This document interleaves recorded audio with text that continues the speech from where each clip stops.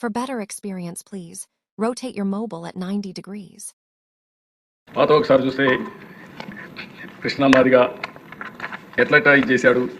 Naravaripalli CM ఇంటి నుండే మాదిగ పాదయాత్ర అక్కడికి పోయి మా తల్లి దగ్గర మెమరాండం ఇచ్చి ఆవిడ ఆశీర్వాదాలు తీసుకొని బ్లెస్సింగ్స్ తీసుకొని అక్కడి నుంచి ప్రారంభించడం ఇవన్నీ చూసినప్పుడు అధ్యక్ష ఓసారి చాలా ఎమోషన్ అవుతాం చరిత్రలో.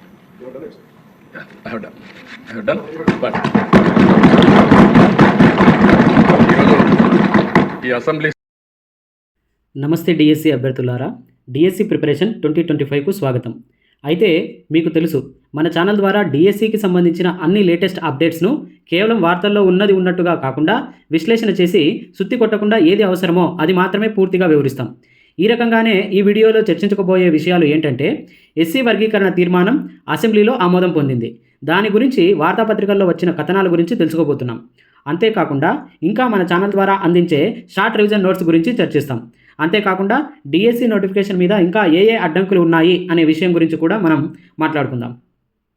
ఇంకా టెట్పై సందేహాల గురించి కూడా ఈ వీడియోలో పూర్తిగా తెలుసుకుందాం. అయితే అంతకంటే ముందుగా మన ఛానల్కు కొత్తగా వచ్చి ఉంటే కనుక ఖచ్చితంగా సబ్స్క్రైబ్ చేసుకోండి. ఎందుకంటే మన ఛానల్ ద్వారా డిఎస్సి ఎస్జిటికి సంబంధించిన అన్ని మెథడ్స్ మరియు కంటెంట్కు సంబంధించి షార్ట్ రివిజన్ నోట్స్ను అందిస్తున్నాం. వీటన్నిటి వివరాలు ఎప్పటికప్పుడు మీకు తెలియాలి అంటే ఖచ్చితంగా సబ్స్క్రైబ్ చేసుకుని కంటిన్యూ చేయండి. ఇక లేట్ చేయకుండా వీడియోలోకి వెళ్ళిపోదాం.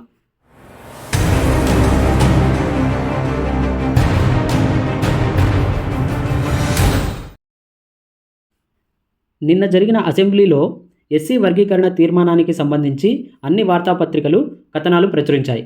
అయితే ఈనాడు వార్తాపత్రికలో మనకు డీటెయిల్గా ఈ వర్గీకరణ నేపథ్యము, చరిత్ర, సభలో జరిగినటువంటి అన్ని సంఘటనలను పూర్తిగా వివరించడం జరిగింది.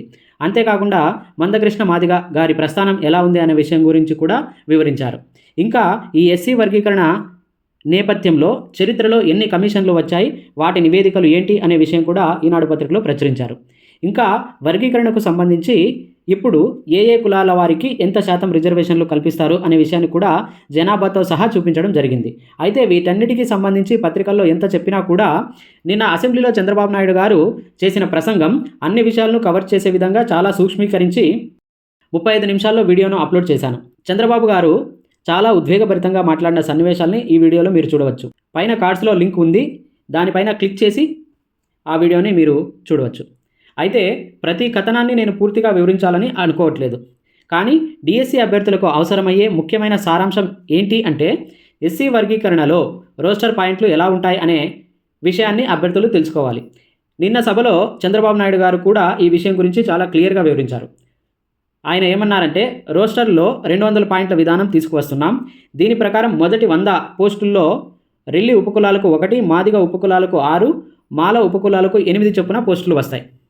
రెండో 100లో రెల్లి ఉపకులాలకు 1, మాదిగ ఉపకులాలకు 7, మాల ఉపకులాలకు 7 చొప్పున దక్కుతాయి. తద్వారా రోస్టర్లలో అందరికీ న్యాయం జరుగుతుంది.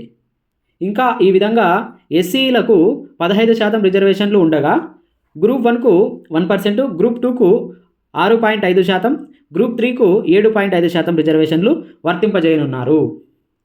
మన ఛానల్ ద్వారా షార్ట్ రివిజన్ నోట్స్ను అందిస్తున్న విషయం మీ అందరికీ తెలిసిందే. మన నోట్స్కు సంబంధించి మంచి స్పందన వస్తుంది. అయితే ఇప్పటి వరకు సైకాలజీ, విద్యా దృక్పథాలు, మెథడ్స్ మాత్రమే తయారు చేశాం. కానీ చాలామంది కంటెంట్కు సంబంధించిన షార్ట్ రివిజన్ నోట్స్ను కూడా అడుగుతున్నారు. వాళ్ళందరికీ కూడా ఇది ఒక శుభవార్త అని చెప్పవచ్చు. ఇంకో 2 రోజుల్లో సోషల్ కంటెంట్ పూర్తిగా సిద్ధమవుతుంది. తొందరలోనే ఈ విషయాలన్నింటినీ నెక్స్ట్ వీడియోలో అప్లోడ్ చేస్తాను. ఈ సోషల్ కంటెంట్ విషయంలో 3, 4, 5 తరగతులు ఒక గ్రూప్గా, తర్వాత మిగిలిన 6, 7, 8 తరగతులకు సంబంధించి పూర్తిగా టెక్స్ట్ బుక్ ఆధారంగా టెక్స్ట్ బుక్లో ఉన్న చిత్రాలను కూడా ఉపయోగించి ఎక్కడ మ్యాటర్ 2-3 సార్లు రిపీట్ కాకుండా చాలా సూక్ష్మంగా తక్కువ పేజెస్లో తయారు చేయడం జరుగుతుంది. 9th, 10th class text books విషయానికి వస్తే ఎస్జిటి వాళ్లకు ఎంత మేరకు అవసరమో వాటిని మాత్రమే క్రోడీకరించి ఈ నోట్స్లో రాయడం జరిగింది. కాబట్టి అన్ని పాఠ్యపుస్తకాలను తిరగేయటం కంటే రివిజన్ చేయడానికి మన షార్ట్ రివిజన్ నోట్స్ను బాగా ఉపయోగించుకోవచ్చు. ఈ అవకాశాన్ని అందరూ వినియోగించాలి. నెక్స్ట్ డిఎస్సికి సంబంధించి ప్రధాన అడ్డంకిగా ఉన్న ఎస్సీ వర్గీకరణ విషయం క్లారిటీ వచ్చేసింది. అయితే ఇప్పుడు నెక్స్ట్ డిఎస్సి నోటిఫికేషన్కి లైన్ క్లియర్గా ఉన్నట్టేనా అని మనం ఆలోచిస్తే, ఈనాడు పత్రికలో చిన్న కథనం ఇచ్చారు. అదేంటంటే, ఎస్సీ వర్గీకరణపై నెలాఖరులోగా ఆర్డినెన్స్ డిఎస్సి నుంచే అమలు. ఎస్సీ వర్గీకరణ అమలుకు సంబంధించి తదుపరి చర్యగా రాష్ట్ర ప్రభుత్వం ఆర్డినెన్స్ను జారీ చేయనుంది. రాజీవ్ రంజన్ మిశ్రా ఏకసభ్య కమిషన్ నివేదించిన వర్గీకరణ గురువారం శాసనసభలో తీర్మానం చేసి ఆమోదించారు. తర్వాత సభను నిరవధికంగా వాయిదా వేశారు. ఇక బిల్లు రూపంలో ప్రవేశపెట్టి చట్టం చేయాల్సి ఉంది. సభ నిరవధిక వాయిదా పడిన నేపథ్యంలో దీనికి ఇప్పట్లో అవకాశం లేదు. అయితే చట్టం చేయకపోయినా కూడా ఆర్డినెన్స్ రూపంలో దానిని అమలులోకి తీసుకురావచ్చు. ఈ ఆర్డినెన్స్ కాల వ్యవధి దాదాపు 6 నెలల 6 వారాల వరకు ఉండవచ్చు. ఈలోపు మళ్ళీ అసెంబ్లీ సమావేశాలు జరుగుతాయి. అప్పుడు బిల్లు రూపంలో అసెంబ్లీలో ప్రవేశపెట్టి చట్టం చేసే అవకాశం ఉంది. డిఎస్సి నోటిఫికేషన్ను ఈ నెలాఖరుకు విడుదల చేస్తామని ప్రభుత్వం ఇప్పటికే ప్రకటించింది. దానికి అనుగుణంగా ఏకసభ్య కమిషన్ నివేదికను మంత్రివర్గ ఉపసంఘం సభ ఆమోదించిన నేపథ్యంలో వర్గీకరణను అమల్లోకి తెచ్చేందుకు ప్రభుత్వం ఆర్డినెన్స్ను జారీ చేయనుంది. ఎస్సీలకు సంబంధించి రాష్ట్రాలు ఏదైనా పాలసీని రూపొందించే ముందు జాతీయ ఎస్సీ కమిషన్ను సంప్రదించాలని ఆర్టికల్ 338 ఆఫ్ 9 నిబంధన చెబుతుంది. ఎన్సీఎస్సీ అనేది ప్రభుత్వాల నుంచి వచ్చే అన్ని కీలకమైన ప్రతిపాదనలు, పాలసీ మార్పులు, తాత్కాలిక ఉత్తర్వులు, జీవోలు మొదలైన వాటిని సమీక్షించాలి. ఆ మేరకు 2 రోజుల్లో శాసనసభ తీర్మానాన్ని జాతీయ ఎస్సీ కమిషన్కు ప్రభుత్వం నివేదించనుంది. ఎస్సీలకు సంబంధించిన రిజర్వేషన్లు, ఉపవర్గీకరణ, నిధుల కేటాయింపు, విద్య మరియు ఉద్యోగ అవకాశాలు, సంక్షేమ పథకాలు మొదలైనవి ప్రభుత్వాలు అమలు చేయాలంటే కేంద్ర ఎస్సీ కమిషన్ అనుమతి తీసుకోవాల్సిన అవసరం ఉంది.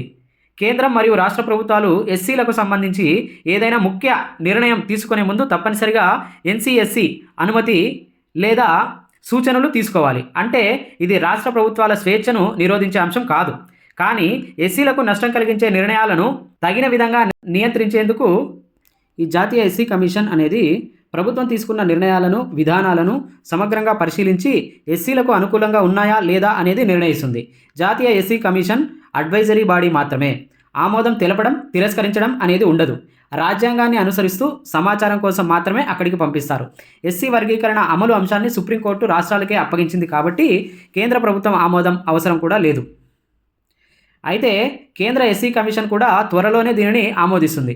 ఎందుకంటే ఏ విధమైన న్యాయ ఇబ్బందులు లేకపోతే అది ఆమోదించాల్సిందే. కాబట్టి ఇక నెక్స్ట్ డిఎస్సి నోటిఫికేషన్ విడుదల అయిపోతుంది అని అనుకుంటే అది పొరపాటే. ఎందుకంటే డిఎస్సి నోటిఫికేషన్ విడుదల చేయాలంటే ఇప్పటి వరకు వర్గీకరణ వల్ల రోస్టర్ పాయింట్ల గురించి ఒక క్లారిటీ వచ్చింది. అయితే ఇంకా ఖాళీల వివరాలు తెలియాల్సి ఉంది. అది తెలియాలి అంటే బదిలీల చట్టం అమలై బదిలీలు పూర్తయిన తర్వాత తెలుస్తుంది.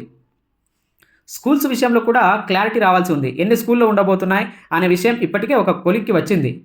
కాబట్టి ఆ లెక్కల ప్రకారం స్టాటిస్టిక్స్ అంచనాతో ఎంతమంది ఉపాధ్యాయులు అవసరం ఉన్నారు, ఇప్పుడు విధుల్లో ఉన్నవారు, బదిలీలు పదోన్నతులు చేయగా మిగిలిన వారు, ఇలా ఖాళీలను చూపించే అవకాశం ఉంది. అయితే ఇది అంత పారదర్శకంగా ఉండకపోవచ్చు. కాబట్టి అసలైన పోస్టుల వివరాలు తెలియాలి అంటే దీనికి సమయం పడుతుంది. ఇది ఇలా ఉంటే మరొక వైపు అభ్యర్థులు 2 వర్గాలుగా చీలిపోయారు. ఒక వర్గం టెట్ కావాలి అని లోకేష్ గారికి వినతి పత్రం అందజేసి టెట్ గురించి ఆందోళన చెందుతుంటే మరొక వర్గం డిఎస్సి కావాలని ఎదురు చూస్తున్నారు. అయితే టెట్ నిర్వహించడానికి ఎటువంటి ఇబ్బందులు లేవు. పైగా టెట్ నిర్వహణ మీద డిమాండ్ ఉంది. కాబట్టి ఖచ్చితంగా ప్రభుత్వం ఆ రకంగా నిర్ణయాలు తీసుకునే అవకాశం ఉంది అని నాకు అనిపిస్తుంది.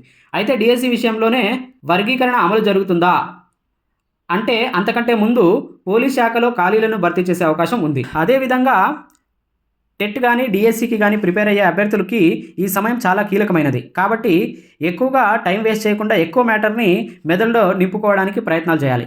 దానికోసం మన ఛానల్ ద్వారా కంటెంట్కు సంబంధించిన షార్ట్ రివ్యూ నోట్స్ను పీడిఎఫ్ రూపంలోనే కాకుండా వీడియో రూపంలో 2x ఫాస్ట్గా వివరించడం జరుగుతుంది. ఈ వీడియోలను మీరు భోజనం చేసే టైంలో కానీ పడుకునే ముందు కానీ విని ఆ సమయాన్ని కూడా సద్వినియోగం చేసుకునే అవకాశం ఉంటుంది. దీనిపైన మీ అభిప్రాయం ఏంటో కామెంట్ చేయండి. ఒక్కొక్క వీడియో 30 నుంచి 40 నిమిషాల వరకు ఉండేటట్టుగా తయారు చేస్తున్నాం. తొందరలోనే ఒక శాంపుల్ షార్ట్ రివిజన్ వీడియో క్లాస్ను అప్లోడ్ చేస్తాను.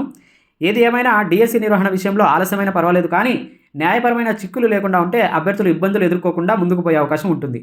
ప్రభుత్వం ఆ దిశగానే నిదానంగానే అడుగులు వేస్తుంది.